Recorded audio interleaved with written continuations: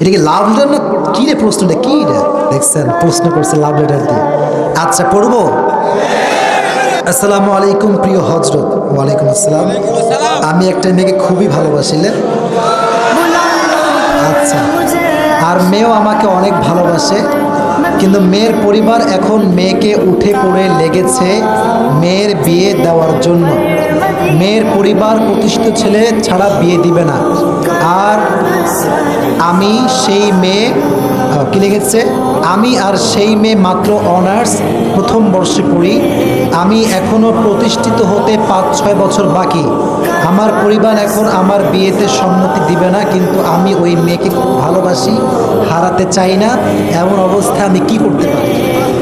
মানে আমি দেখেন, আমি কিন্তু কে দিয়েছে তাও জানি না, তার নামও জানি না। এই যে 1 ঘন্টা 15 মিনিট কথা বললাম। আচ্ছা ইমানদারি বলুন তো, তাফসিরের বাইরে আউটসাইডের কথা কি বেশি একটা বলছি নাকি আমি আজকে?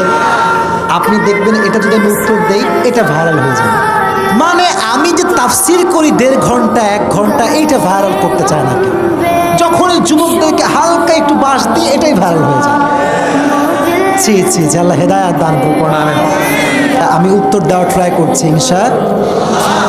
মাশাআল্লাহ। কেউ উঠবেন না, কেউ ডান বাম করবেন না। যে যুবকের এই কষ্ট, আমি তার আব্বা আম্মার হেদায়াতের জন্য দোয়া করি। সকলেই পড়া আমিন। এই প্রতিষ্ঠিত হতে হতে যুবকের অর্ধেক যৌবন শেষ হয়েছে। কি একটা মুশকিল ভাই। আর মেয়েদের বাপও কম দোষী না। আজকালকার মেয়ের বাপরা সরকারি টাকলা ছাড়া বিয়ে দিতে চায় না। यार पैसा तुम्हारी है तो लड़की भी तुम्हारी है, अगर पैसा तुम्हारे पास नहीं है फिर तुम्हारी कुछ भी नहीं है।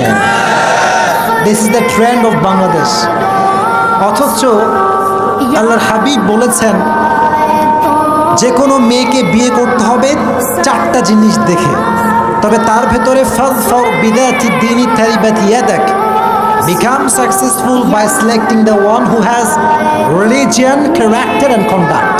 যার চরিত্র আছে, যার দিনদারিত্ব ভালো আছে, টাকা না থাকলেও সে আমার বউ হওয়ার যোগ্যতা রাখে। আর আজকালকার যুবকরা এটাকে বেশি প্রায়োরিটি দেয় না। আজকালকার যুবকরা খোঁজে কোথায় আটা সুন্দরী খুঁজে পাওয়া যায়। এটা হচ্ছে যুবকদের ক্যারেক্টার। আর নারীদের ক্যারেক্টারটা হচ্ছে, এরা বেশিরভাগ আছে এরকম, এরা দাড়িওয়ালা পছন্দ করতে চায় না, 5 ওয়াক্ত নামাজি পছন্দ করতে চায় না, সুন্দর তাকওয়াবান যুবককে পছন্দ করতে চায় না, সব গাঁজাখোরকে পছন্দ করতে চায়। এরকম মেয়েও বাংলাদেশে আজকাল আছে। তো এখানে যুবকের কষ্ট হচ্ছে, যুবকও রাজি কিন্তু পরিবারের সমস্যা, তাই না? শুধু এটা এই যুবকের সমস্যা নয়, এটা হাজার নয় লক্ষ কোটি যুবকের সমস্যা। এটা আব্বা জানে যে আমার মেয়েটা ওই ছেলেকে পছন্দ করে, আবার ছেলের আব্বাও জানে আমার ছেলেটা ওই মেয়েকে পছন্দ করে, বাট জেদ, আব্বা আমার ভিতরে জেদ কাজ করে যে আমার ছেলে আমার হুকুমের বিরুদ্ধে কাজ করবে, এই অ্যাটিটিউড কাজ করে। অথচ আব্বাজান নিজের পছন্দের বিয়ে দিতে গিয়ে তার ছেলের পুরো জীবনটাকে নষ্ট করে দেয়। আজ থেকে নিয়ম হবে ভিন্ন। সন্তান আমি বলি অবশ্যই বলবো, যারা প্রাপ্তবয়স্ক সন্তান আছো, তোমাদের অধিকার আছে, তোমরা তোমাদের চয়েসের কথা আব্বা আম্মাকে বলবা। আর আব্বা আম্মারও উচিত নিজের স্বপ্ন, নিজের চয়েস বাদ দিয়ে নিজের সন্তানের চয়েসকে বেশি প্রাধান্য দেওয়া। এই জন্য সংসার আব্বা নয়, সংসার করবে সন্তান। বাকি এটা বলে তোমরা আবার খুশি হয়ে যাও, বেশি লাফায়ও না। শোনো, আব্বা আম্মার সন্তুষ্টি নাই যেখানে, আল্লাহর কসম করে বলতে পারি বিয়েতে সুখ নাই সেখানে। রিদাউর রব্বি ফি রিদাইল ওয়ালিদাইন ওয়া সাখতুর রব্বি ফি সাখতিল ওয়ালিদাইন। আব্বা আম্মা খুশি তো আল্লাহ খুশি, আব্বা আম্মা না খুশ আল্লাহও না খুশ, ঠিক কিনা বলেন? তোমরা আসলে একটু বোকা আছো। এই যে যুবকটাও আবেগী, মেয়েটাও আবেগী। দেখো আবেগ বড় খারাপ জিনিস। তোমরা তো এখন বাধায় আছো, তো মানে দেখা করতে পারো না, কথা বলতে চাইলে কথা বলতে পারো না, তখন কষ্ট শুরু হয় যে বিয়ে করলে মনে হয় সব সমাধান হয়ে যাবে। মনে রেখো যুবক, আব্বা আম্মার বিরুদ্ধে কি তুমি বিয়ে করতে পারবা ঠিক, কিন্তু তুমি যেই মেয়েকে আজকে যেই সুন্দর রূপ আর মন দেখে বিয়ে করছো, এই মন আর রূপ চেঞ্জ হতে এক রাত সময় লাগবে।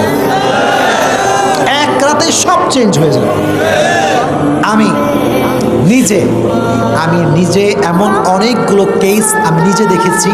আমাকে লিখেছে যে হুজুর, মেয়ে লিখেছে যে হুজুর বিয়ের আগে কত পরিমাণ আমাকে লাভ লেটার, কত চিঠি, কত আই লাভ ইউ টু 14 গোষ্ঠী কিলাই শেষ, মানে এত আই লাভ ইউ যে কেউ বলতে পারে হুজুর আমি ভাবতেই পারতাম না।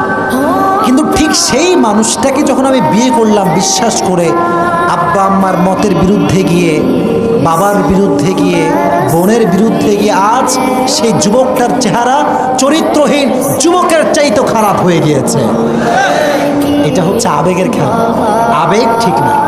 যারা এই প্রশ্ন দিয়েছো তোমাদেরকে আমি বলবো ডোন্ট বি ফ্রাস্ট্রেটেড, হতাশ হবার, আব্বা আম্মাকে কনভিন্স করার ট্রাই করো। এখনকার যুবকদের সমস্যা হচ্ছে পড়ালেখা নাই, জীবনে কি করবে তাও জানে না, তাও জানে না, আর এদিকে বিয়ে নিয়ে পাগল হয়ে থাকে। কারণ আব্বার দোষটা কোথায়? আব্বা তো চায় আমার সন্তানটা ভালো কিছু করুক, আমার সন্তানের পারিবারিক জীবনটা সুখী হোক, এটা প্রত্যেকটা বাবা জান চায় কি চায় না। অতএব তোমরাও জিদ করবা না। আর আব্বা জানদেরকে বলছি, আপনারা দয়া করে যদি দেখেন ছেলেও পছন্দ করেছে, মেয়েও পছন্দ করেছে, আল্লাহর ওয়াস্তে মিলাই দেন।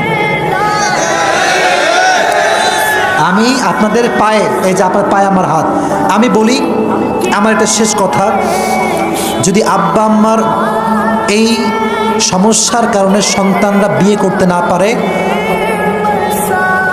এই ছেলে যতদিন সেই মেয়ের সঙ্গে কথা বলবে এটা জেনার গুনাহ হবে, প্রত্যেকটা জেনার গুনাহ আব্বার আমল নামায় জমা হবে। এটা যদি আব্বা না চান, আপনি এটা পদক্ষেপ নেবেন। এটা তাকবীর দেন, লিল্লাহি তাকবীর। মেয়ের বাড়ির পদক্ষেপ হবে এইটা যে মেয়ে আমাদেরই থাকবে, আমাদেরই খাবে। ছেলের বাড়ির পদক্ষেপ হবে এইটা, ছেলেও আমাদের থাকবে। বাট আচ্ছা ভাই, আচ্ছা বাসায় যদি একজন নারী আসে, তোমার কি বাসায় এতই অভাব যে একজন মেয়ে খাওয়াতে পারবে না? কথা ঠিক কিনা বলেন না কেন? ছি, আপনি দেখবেন প্রত্যেকটা বেলায় 1 থেকে 1.5 প্লেট ভাত আমাদের বাসায় বেঁচে যায়। ওই সময় টেনশন করে না, একজন মেয়ে আসবে কি খাওয়াবে এই নিয়ে টেনশন শুরু হয়ে যায়।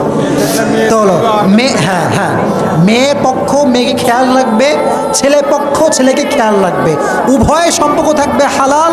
ছেলে যখন প্রতিষ্ঠিত হবে, ভালো চাকরি পাবে, ভালো সুন্দর জব করবে, তখন মেয়েকে সে গর্বের সঙ্গে তার বাসায় তুলে নিয়ে আসবে। ঠিক না বলে? Just try to take it easy and make it easy. আপনারা এটাকে কঠিন করার কারণে জেনাটা সহজ হয়ে গিয়েছে, বিয়েটা কঠিন হয়ে গিয়েছে।